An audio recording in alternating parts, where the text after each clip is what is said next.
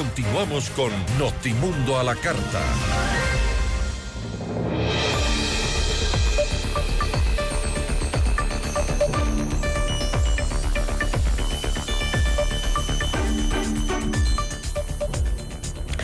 El conflicto armado interno, la consulta popular y los apagones fueron algunos de los hechos que marcaron al país este año y que movieron el tablero político. ¿Cómo termina el país el año en el ámbito político?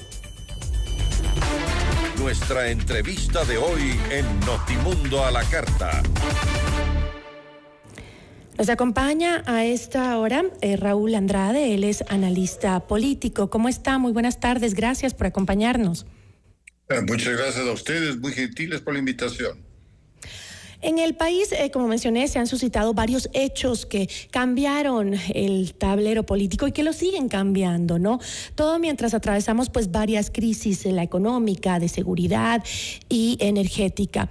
¿Estas crisis fueron una oportunidad para los sectores políticos, cree usted? Difícil responder si es que fueron una oportunidad positiva o una oportunidad negativa, porque lamentablemente nuestra política es absolutamente caníbal, de tal manera que de lo que se trata es de saltar encima de los problemas y tratar de revertirlos en ventaja o en desventaja de las distintas personas en lisa. Así es que qué difícil contestar una pregunta como esa. Yo diría que en el país, en lo político, nos estamos debatiendo en una situación bastante compleja y por lo tanto nos estamos preocupando más de la coyuntura que de lo de fondo. Y lo de fondo es lo que debería atacarse para que el país pueda salir del marasmo en el que está, ¿no? Uh-huh. Ahora, ¿cómo ha ido cambiando la aceptación del gobierno durante un año tan conflictivo? Bueno, de lo que yo he podido leer, obviamente las encuestas son simplemente referentes, pero evidentemente la persona a vencer o la persona a atacar es el actual presidente. Y ha habido temas, de hecho, que han permitido ir hacia críticas, molestias, ataques, etcétera, temas que han venido por errores del mismo gobierno, por aciertos, por equivocaciones de la oposición. Es decir, lo que hemos asistido es a un mare magnum, ¿no? A una serie de confrontaciones, de lo cual aparentemente parece ser que tanto la opción del actual presidente como la opción de la señora González son los que tienen una mayor probabilidad o posibilidad de mantenerse al tope de las simpatías electorales. Pero mire, es tan difícil en este momento, tal y como están las cosas, predecir si eso es verdad o no y si efectivamente eso va a seguir así, que en este momento tenemos que realmente generar un compás de espera para ver qué es lo que está pasando, para poder entender lo que va a pasar en los próximos meses, ¿no? Y en la línea de lo que usted mencionaba, pues a principios de enero, después de este ataque armado a TC Televisión, el presidente mostraba pues índices de gran popularidad en el país, el decreto del conflicto armado interno y también la apertura de la incursión de las Fuerzas Armadas en la seguridad ciudadana del país, fueron medidas altamente aprobadas por la ciudadanía, pese a que hoy nos estamos cuestionando esa aprobación, pero me refiero a las Fuerzas Armadas, pero fueron medidas que recibieron gran apoyo de la ciudadanía. ¿Esas medidas, sin embargo, garantizaron la popularidad del presidente a un plazo más largo? Yo diría que las medidas siguen siendo válidas. El problema es tener una mentalidad cortoplacista y pensar que porque se tomaron las medidas se iba a solucionar un problema que es un problema que viene desde hace muchos años y que es un problema absolutamente común a nuestros vecinos y a muchos países, que es el tema de la delincuencia, el narcolavado, etcétera, etcétera.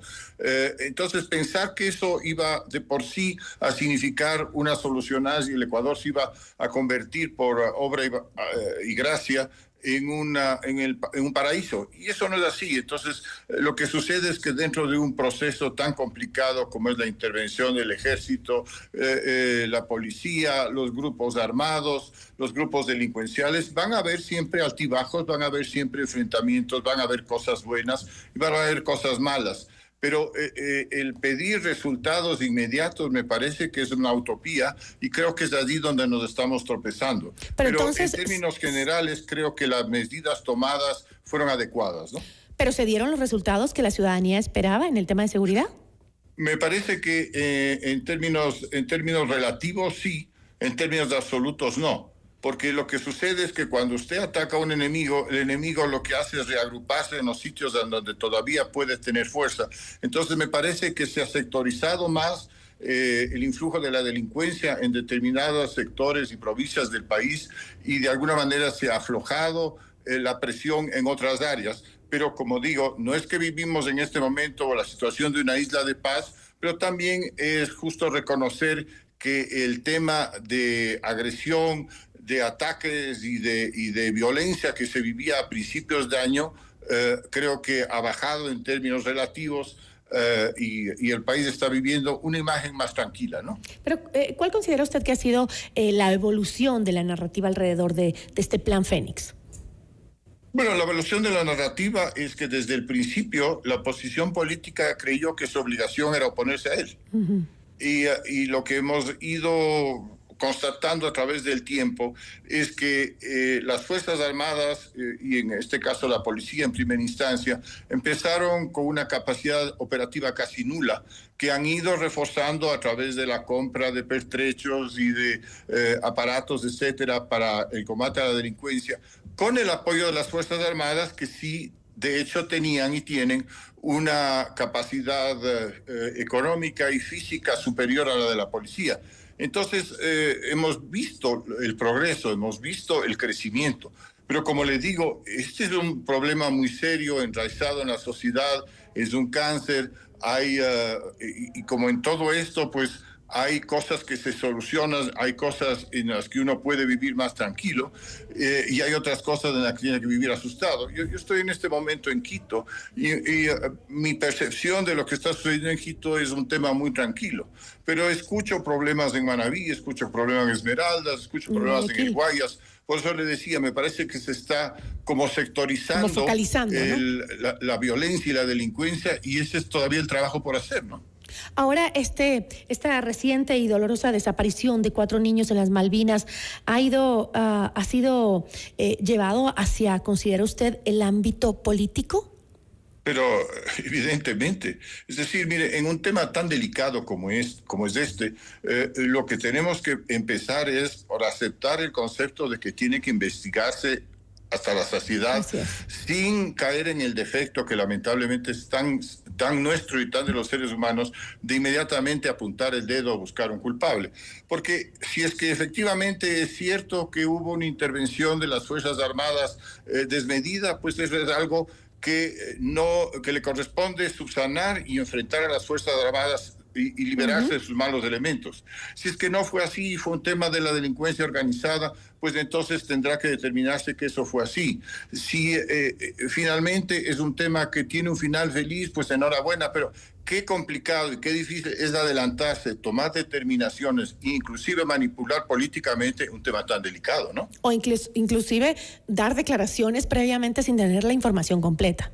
Creo que eso también de hecho, creo que todos han pecado de improvisación y un poco de temor, porque es muy difícil que en cualquier entidad pública o privada usted tenga control completo de lo que hacen sus subalternos. Entonces, de alguna manera, uno recibe la información puede ser adecuada, puede no ser adecuada, puede ser incompleta. Usted sale a decir una cosa, después resulta que los hechos le contradicen. Es delicado, es difícil. Por eso, como digo, lo más importante con un tema tan delicado como es este es manejar las cosas con muchísima prudencia y sobre todo con muchísima solvencia, tanto del un lado como del otro, ¿no? Pero entonces, ¿considera que las respuestas frente no solo a esta, sino a las diferentes crisis que hemos vivido por parte del gobierno han sido adecuadas o no? Mire, yo le diría que lo que se puede percibir es que en algunos casos han sido muy rápidas, lo cual no necesariamente es sinónimo de eficaces. y en otros casos el tiempo como que ha contradicho lo que se hizo, y en otros casos estamos a la espera de ver qué es lo que sucede. Usted sabe que la verdad es un tema que no se da de golpe, ¿no? Sino que hay que ir poco a poco descubriendo por qué los distintos factores... Y además que tiene varios matices, ¿no? Planteando de una forma y otra y llegar a una conclusión, ¿no? Sí, no adelantarse a los hechos.